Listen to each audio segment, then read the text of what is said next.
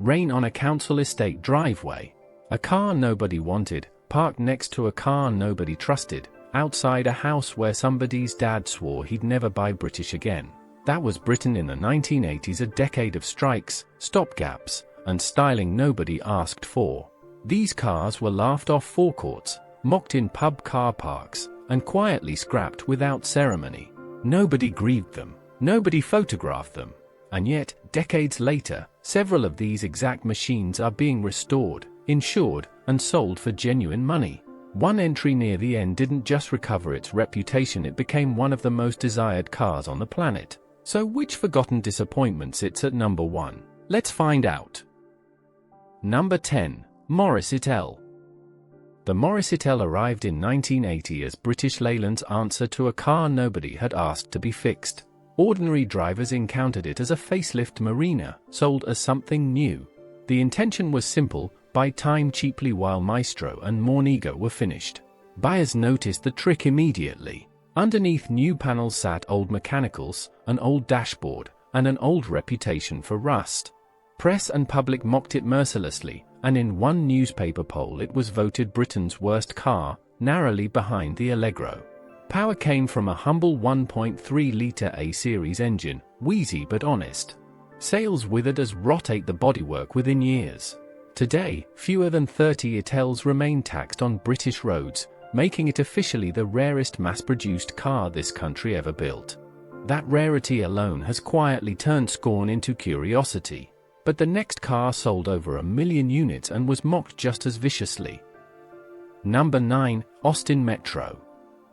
Launched in 1980, the Austin Metro rolled off Longbridge Line as a super mini built to save British Leyland outright. Ordinary families met it in driveways and school runs nationwide, since it briefly outsold everything except the Ford Escort.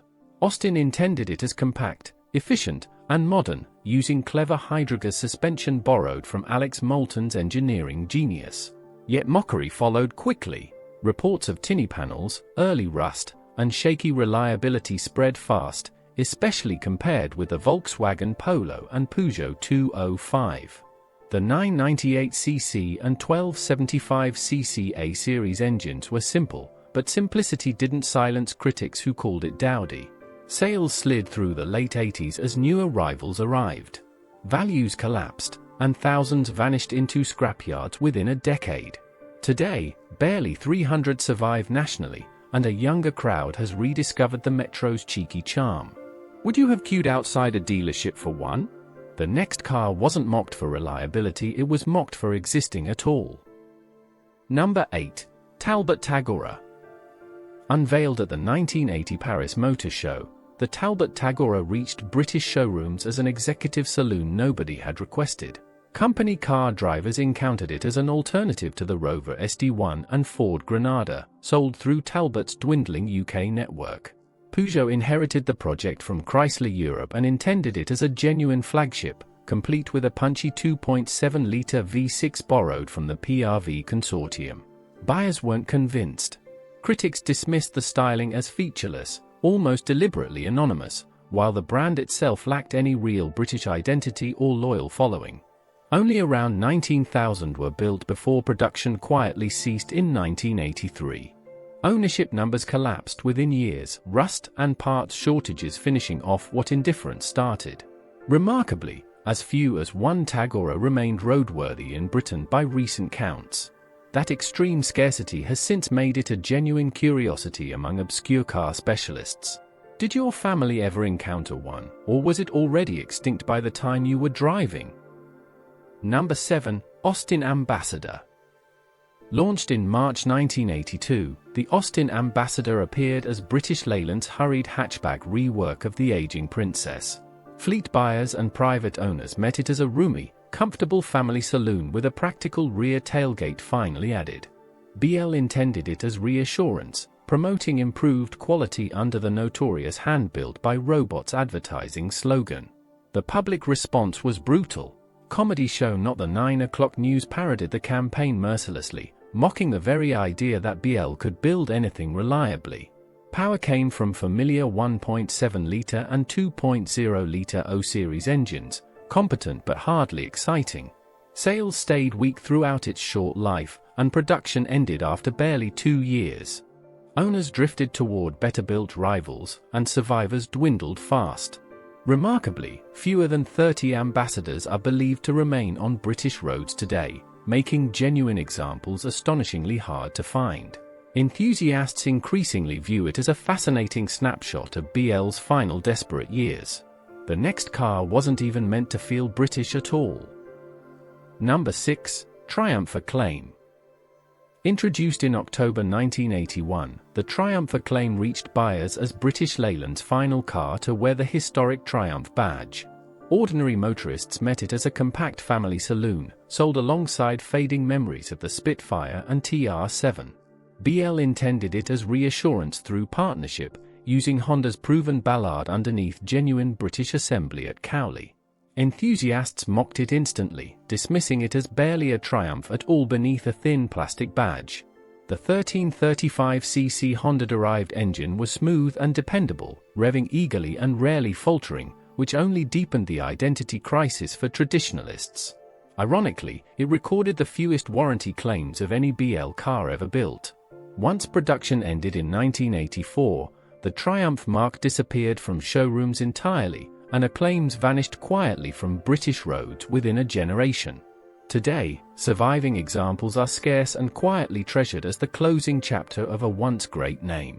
Could you have accepted a Honda wearing British colours?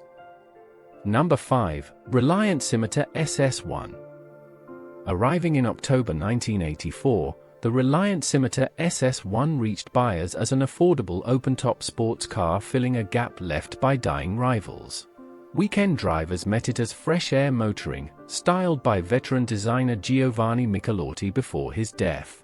Reliant intended genuine success, offering independent suspension, a rust-free fiberglass body, and real handling ability at a modest price. Critics savaged the styling immediately, calling the proportions awkward and the details cheap. Ford CVH engines felt underpowered initially, though a later Nissan turbocharged version transformed performance dramatically. That fix arrived too late to rescue public perception, and sales never approached expectations. Production limped along until 1995, leaving barely 1,500 SS1s built in total. Value stayed embarrassingly low for decades afterward. Now, though, restored examples command between £5,000 and £15,000, depending on specification and condition. Would you have chosen one over a hot hatchback then? The next car nearly bankrupted an entire company's reputation. Number 4. Rover SD1. Launched with striking fastback styling, the Rover SD1 entered the 1980s already carrying a damaged reputation from its 1976 debut. Executive buyers met it as Britain's answer to the Ford Granada and BMW 5 Series, sold through struggling Rover dealerships nationwide. Rover intended genuine ambition, pairing Ferrari-inspired lines with an effortless 3.5-litre V8 borrowed from Bic heritage. Owners quickly discovered the darker side. Electrical faults, patchy paintwork, and alarming rust turned early cars into cautionary tales across company car parks. The Series 2 update in 1982 improved matters considerably, and the 190 brake horsepower Vitesse variant genuinely impressed critics with 135 mph performance. Reputation damage proved harder to fix than the engineering itself, and value stayed rock bottom for years. Today, that V8 soundtrack and dramatic silhouette have finally won collectors over completely. Did you ever trust one for a long motorway journey? The next car's very shape became a national argument. Number 3. Austin Maestro and Montego. Debuting in 1983 and 1984 respectively, the Austin Maestro and Montego reached showrooms as British Leyland's genuine attempt at modern family transport. Company car drivers met them everywhere, since combined sales briefly rivaled Ford's dominance in the fleet market. Austin Rover intended real innovation, fitting solid-state dashboards, voice synthesis warnings, and self-leveling suspension years ahead of typical rivals. Reliability problems undermined everything almost immediately. Self-destructing wheel bearings, rattling trim, and cracking bumpers turned ambitious technology into punchlines within months. The MG Montego Turbo's single carburetor also caused alarming torque steer, disappointing enthusiasts expecting Saab rivaling sophistication. Strikes throughout 1984 and 1985 further damaged both cars' already fragile standing against Ford and Vauxhall.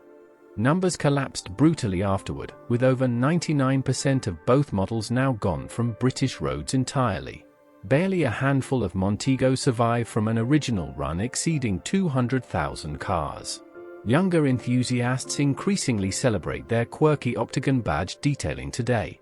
But the next car's shape alone triggered outright national ridicule. Number 2. Ford Sierra. Replacing the beloved Cortina in September 1982, the Ford Sierra reached British roads as an entirely new shape for family motoring. Commuters and company drivers met it everywhere, since Ford still commanded enormous loyalty across Britain's fleet market. Ford intended genuine progress, chasing aerodynamic efficiency with a drag coefficient rivaling the Porsche 924. Conservative buyers rebelled instantly. The rounded, doorless-looking silhouette earned the nickname Jelly Mold, mocked relentlessly by drivers who missed the Cortina's honest, angular familiarity. Early rear-wheel drive handling also struggled in crosswinds until suspension revisions arrived in 1985. Sales stumbled initially despite Ford's dominant dealer network, forcing a traditional saloon variant by 1987 just to satisfy stubborn holdouts. That controversial curved styling, once ridiculed nationwide, later defined an entire era of automotive design across Europe. Good examples now command genuine four-figure sums among enthusiasts chasing 80s nostalgia. Did you secretly prefer the old Cortina's shape back then? Nothing, though, prepared Britain for what happened next. Number 1. Panther Solo. Revealed to expectant crowds in the mid-1980s, the Panther Solo reached Britain as a homegrown mid-engine sports car built at Panther's Essex workshop. Enthusiasts followed its development for years through endless magazine previews, waiting eagerly for a genuine British Ferrari rival. Panther intended something remarkable, engineering the world's first mid-engined, four-wheel drive production sports car around a turbocharged Cosworth engine. Reality landed painfully. When it finally arrived, critics dismissed it as overweight, overpriced, and disappointingly underpowered against rivals like the Toyota Mr. 2. Buyers stayed away entirely, and production collapsed after barely a dozen cars were completed. Panther itself folded shortly afterward, taking a genuinely ambitious idea down with it. For decades, surviving Solo sat forgotten, dismissed as an expensive failure nobody wanted to remember. Then collectors rediscovered just how rare, advanced, and genuinely well-engineered it truly was. Today, a good Solo can command well over £100,000. From magazine hype embarrassment to Britain's rarest supercar, few stories reverse quite this dramatically. 10 cars, 10 reputations rebuilt from ridicule. What united them wasn't perfection, it was survival, rarity, and the passing of enough time for honesty to replace mockery. Public opinion, it turns out, was never permanent. The Metro that embarrassed families became a cult classic. The Solo that Panther couldn't even sell became one of Britain's rarest supercars. So tell us honestly, which entry surprised you most, and did your own family ever own one of these unfairly maligned machines? Share your memory below, because these stories deserve remembering properly. If Britain Rewind's countdowns bring back these forgotten corners of automotive history, consider subscribing for more. After all, today's punchline has a habit of becoming tomorrow's treasure.